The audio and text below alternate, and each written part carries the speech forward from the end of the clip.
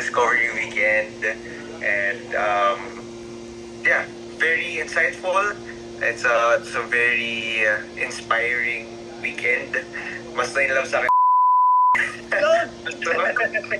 Mas na-inlove ako sa kanya. I think what's more important is we were just more in love with the Lord. We just be making Him involved in our relationship. Discovering the small things to the big things that we need in our relationship. I think for me at least, my biggest takeaway was the dialogue. Because in our relationship, we do a lot, but at least it gave us more structure on how to converse and how to bring meaning to our conversations that would give mga important things.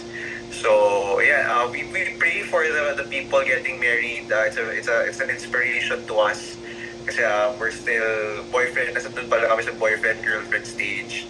But we're looking forward in the future to follow your paths. Yan. So sabi niya gusto niya talunin yung 3-week na record ng Discovery. But yeah.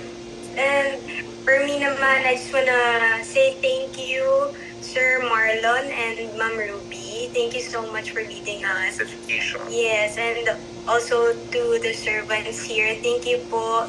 It's been a pleasure. And to all the couples there, we'll be praying for you. And good luck! Great. Thank you very much, and big congratulations again to